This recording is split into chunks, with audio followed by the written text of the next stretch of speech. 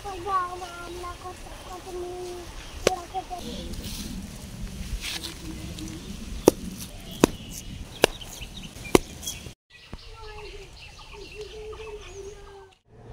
সকাল বন্ধুরা, তোমরা সবাই কেমন আছো? আশা করছি খুব ভালো আছো। আমিও খুব ভালো আছি। নতুন আরেকটি ভিডিওতে স্বপ্ন আমার চ্যানেলে তোমাদের সবাইকে শুভেচ্ছা ও ভালোবাসা জানিয়ে আজকের এই ভিডিওটি শুরু করছি। এখন তো বলতে পারো গরম পড়েই গেছে। মাঝে মাঝে না এরকমটা হয়, সকালবেলা ঘুম থেকে ওঠার পরে না একটা অস্বস্তি মতন গরমের জন্য হয়। তো আজকেও অমনটাই হয়েছিল, তাই জন্য তাড়াতাড়ি করে স্নান করে নিয়েছি। এখন দেখছি বেশ ঠিকঠাক লাগছে। জামা কাপড়গুলো মেলে দিয়েছি, এখন যাব রান্নাঘরে। আমার শ্বশুরবাড়িতে কাজ বলতে কি বলো তো, মানে রান্না বান্নাটাই করতে বলে, যেহেতু মানে মা বাইরের দিকটাতে থাকে, তো এবার রান্নাবান্না করতে একটু কষ্ট হয়ে যায় ওই কারণে। তো আর আমি যে ভিডিও করি এই জন্য তো মানে আমি শুধু দেখাতে পারি যে আমি রান্নাবান্না করছি বা টুকিটাকি করছি, কিন্তু অন্য কিছু যে ভিডিও করব সেটা আমার মনে হয় সেই রান্নাবান্না করে তারপরে আর শরীর টানতে চায় না। আর এই যে রোজকার যে রান্নাবান্নার ভিডিওই দেখায়, এই জন্য না মাঝে মাঝে নিজেরও একটা কেমন লাগে যে একঘেয়েমি একটা জিনিস, কিন্তু তোমরা যে কি করে পছন্দ করো আমাকে, আমি শুধু মাঝে মাঝে তাই ভাবি। তো যাই হোক, এখন যাই রান্নাঘরে, আর তোমরা ভিডিওটা দেখতে থাকো, আশা করি তোমাদের খুব ভালো লাগবে। সকালবেলাতে গরুর খাবারটা আগেই রান্না করা হয়েছে, তারপরে ভাত বসানো হয়েছে, আর এদিকে আমি এখন কাটছি উচ্ছে আর আলু। এই সকালবেলাতে উচ্ছে আলু ভাজা করা হবে, আর সজনের ডাঁটা দিয়ে আলু দিয়ে একটা নিরামিষ তরকারি করা হবে। এখন তো চৈত্র মাস, আমার শ্বশুরবাড়িতে এই সারা মাস নিরামিষই খাওয়া হবে। এদিকে দেখো ঠাকুমা সজনের ডাঁটাগুলো কেটে নিচ্ছে, এখন সেজমাদের জন্য কাটছে, আর এই যেগুলো রয়েছে এগুলো আগে আমাদের জন্য কেটে রেখেছে। ভাত হয়ে গেছে, তো এখন আমি ভাতটা নামিয়ে নিলাম, আর এইদিকে এখন বসিয়েছি উচ্ছে আলু ভাজাটা। ঠাকুমা তো সজনে ডাঁটাগুলো এখনও কাটছে, আর আলুটা তো এখনও কেটে পারিনি, ওই জন্য আমি উচ্ছে আলুটা ভাজা বসিয়ে দিয়ে আলুগুলো কেটে নিচ্ছি, এরপরে এই তরকারিটা করব।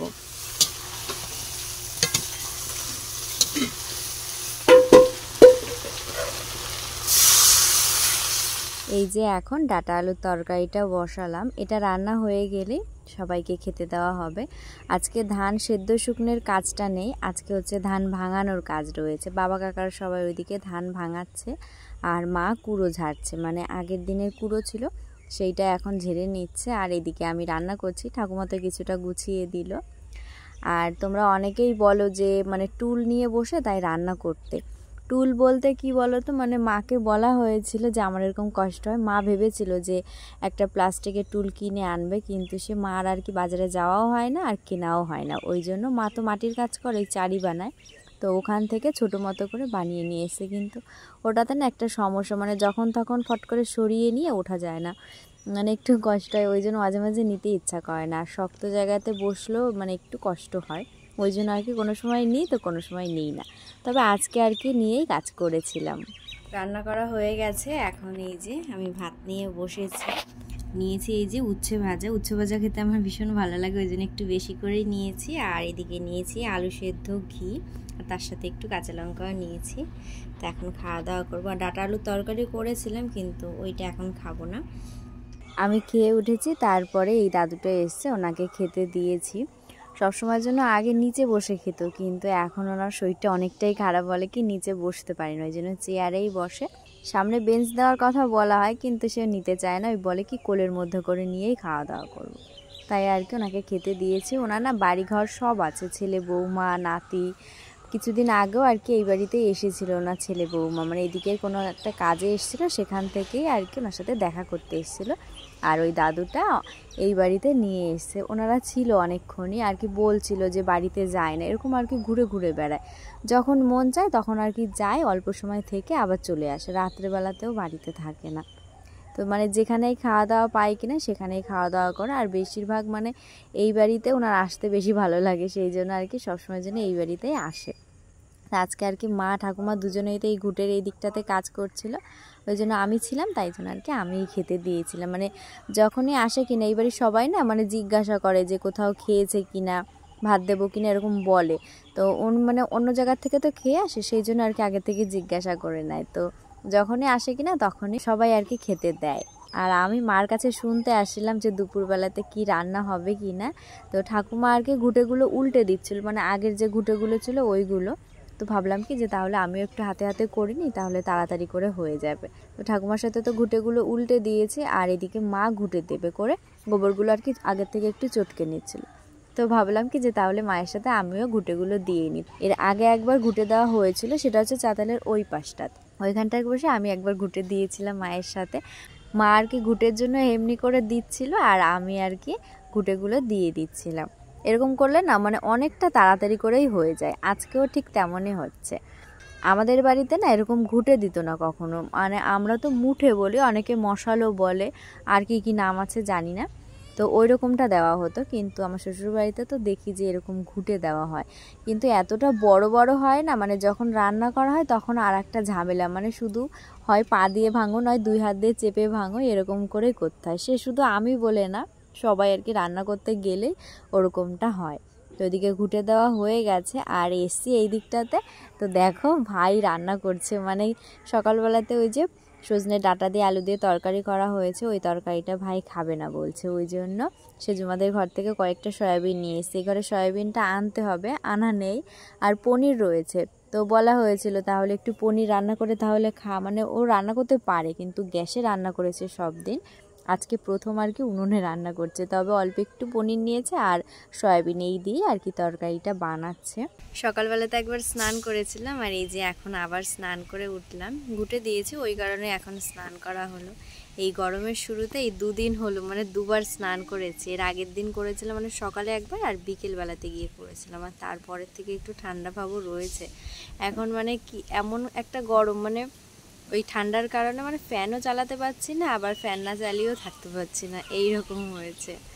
আজকের কাজটা একটু উল্টো পাল্টা হয়ে গেছে, মানে সকালবেলাতে খাওয়া দাওয়া করেছি, তারপরে ভেবেছি কি যে মায়ের কাছে গিয়ে শুনি যে দুপুরবেলাতে কি তরকারি রান্না করতে হবে, তাহলে শুনে এসে ওইগুলো গুছিয়ে রাখবো, আর বালিশে তুলো ভরতে হবে। তো ভেবেছি যে ওইগুলো গুছিয়ে নিয়ে তারপরে তুলোটা ভরে নেবো, আর তারপরে আমি রান্না করি, মা রান্না করে, মানে জিনিসটা গোছানো থাকবে, এটাই ভেবেছি। তো মায়ের কাছে গিয়ে শুনেছিলাম, মা বললো যে আর কিছুই রান্না করতে হবে না, মানে ডাঁটা আলুর তরকারি ওই দাদুটা খেয়েছে শুধু, আর ওইদিকে উচ্ছে আলু ভাজাও রয়েছে, ওটা শুধু আমিই খেয়েছিলাম, মানে তরকারি পুরো ধরা রয়েছে আর ঘোল রয়েছে, ওতেই সবার হবে। আর দুপুরবেলাতেই মা স্নান করে গেছে ভাতটা রান্না করতে, শুধু ভাত রান্না করতে হবে আর কিছুই না।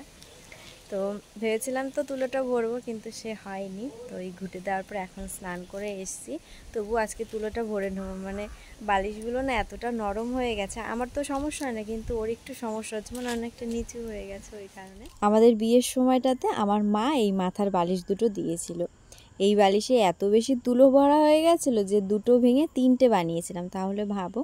আর এরকম বড় না, ওটা একটু ছোট বালিশের কভার ছিল, তো সেইটাতে ভরেছিলাম তুলো। আর এই যে প্যাকেটে যেই তুলোগুলো রয়েছে এতটা তুলো বাড়তি, তাহলে ভাবো কতটা উঁচু ছিল। আমার বিয়ের পরপরই আর কি বালিশের থেকে তুলো বের করে মানে কমিয়ে নিয়েছিলাম। সেই সময়টাতে একটা দিদি বলেছিল যে এরকম কমিয়ে নিচ্ছ, পরে কিন্তু আবার বালিশ চুপসে যাবে, কিন্তু সেই সময়টাতে না একদম ঘুমানোই যাচ্ছিল না, এতটা উঁচু ছিল বলে। আমার বালিশটাতে অনেকটাই নিচু রয়েছে, কিন্তু ওর একটু সমস্যা হচ্ছিল বলে আজকে আর কি বালিশের মধ্যে একটু তুলো ভরে দিলাম, আর এরপরে যদিও আবার দরকার হয় আবার ভরে নেবো, কিন্তু একবারে বেশি উঁচু না, ওটা ভালো লাগে না।